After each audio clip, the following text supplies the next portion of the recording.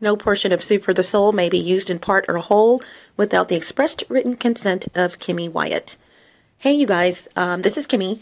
This Soup for the Soul is called Reversing the Entrance in Your Life. There's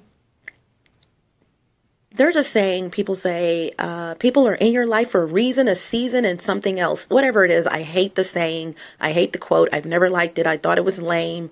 But I'm finding here lately that there is part of that quote or saying that is true. The season.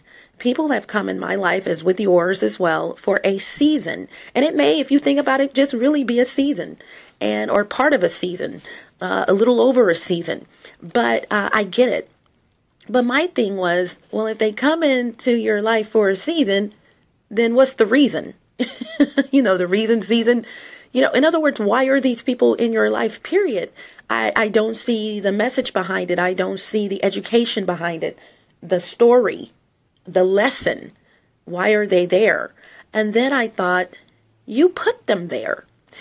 I used to be the type of person, whether it was not a conscious move, like I'm just going to speak to this person and walk off. It was just who I am.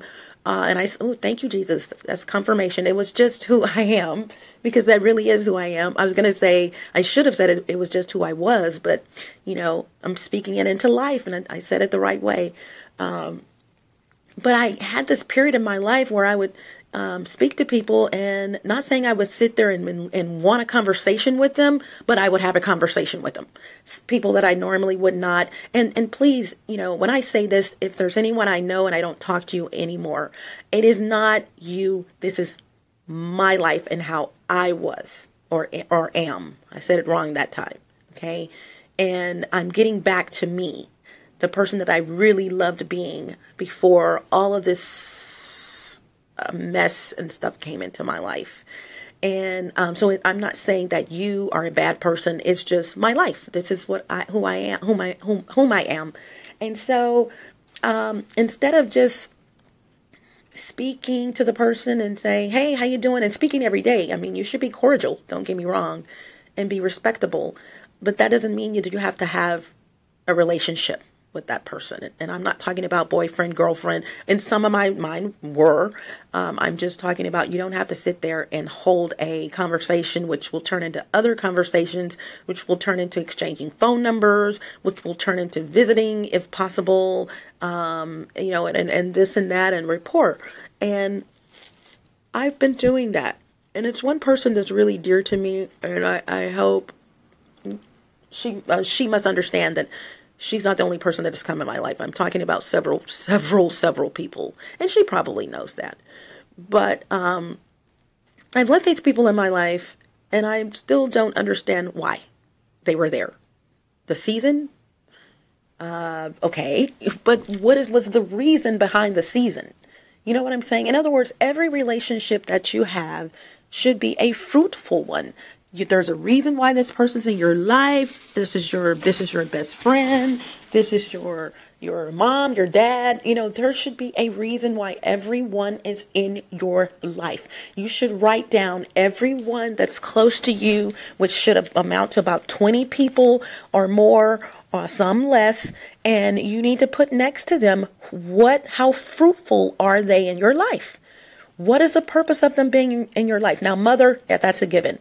Father, that's a given. But they need to be noted, as well. And then you get down to, in no particular order, the friends, or what are they doing? Do I really need them there? And one thing I found out about people is people don't like to be rejected. People don't like when they've come in your life and you tell them, back up, partner, back up. I don't want you in my life anymore. And see, I'm blunt and I don't say it that way, but I let people know, because I believe that you need to close all doors in all relationships. Let me say that again. Close all doors in all relationships. Don't ever have a person wondering why you no longer want to talk to them. You hang up in their face or something one day and you don't talk to them anymore. It's been 2 or 3 years. And I'm going through that personally with someone in my life whom I, to this day, do not know what is going on between this person and myself. I just don't. I don't know what happened. It just went from it went from east to west, and some stuff happened in between that I have no clue, but it's not for me to worry about. It's for them to worry about. Okay. So, at some point you just leave it alone and let God, live and let God give them to the Lord. But when you tell people, which I just told someone this just now, and I had told them before now, some people don't get it. People want to be attached to you in some kind of way, and not in a stuck-up way. I'm not bragging or anything like that, because I'm talking about all of us. There are people who want to, regardless of the situation, want to be attached to you, and sometimes that's in the form of, it's satanic. Satan is having them continually try to jab at you or say something to you to, whether you've told them not to ever call you again, they will call and start some mess and start some stuff back up. Just had this happen just not even an hour ago. Okay.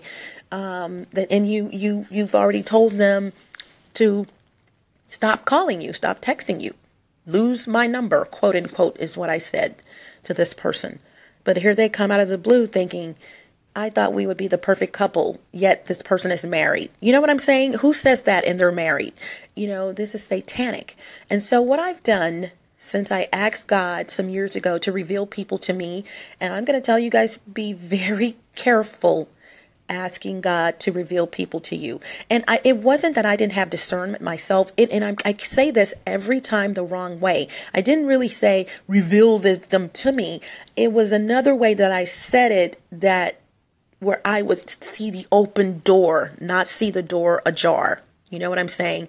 Not see the door cracked on whom they are. I wanted the door open on certain people in my life. And I'm telling you, he opened that door. And when God opens that door of a person's character and personality, you better be armored down with shield and sword and be prepared for what he's going to show you.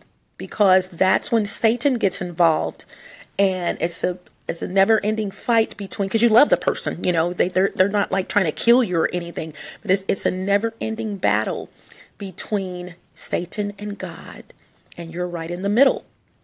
And even though you've told this person, you may have gotten rid of the person. I don't want to talk to you anymore, whatever, that is on the outside, they're still doing evil things to try to harm you or whatever. You know what I'm saying? But I did that. But then I also have recently asked God to remove people out of my life. And just as quickly as they came in, he is removing them, you guys. God is awesome. He is totally awesome. He is the purveyor of all that is good. And of course, Satan is the purveyor of all that is evil, the opposite. God will answer your prayers. Please ask him to remove people out of your life. And it's funny, God is so crafty that how they are, you're going to remove them out of your life because of what they're doing or not doing, for that matter.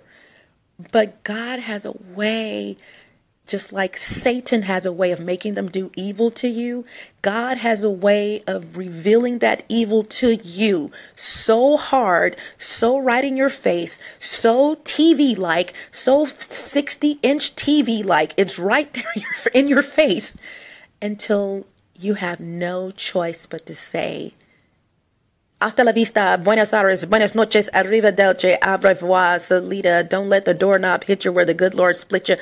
Ciaobella, bye, see you, don't want to be you, which I had to throw in there. Normally I wouldn't say that, but that is almost the end of this Soup for the Soul. And I'm going to tell you, this was one of my favorites to give to you guys. It really was, because I'm at a point of stillness, but happiness, because it's like he's going down the list, no particular order. Got to get her out of her life. Get out of her life.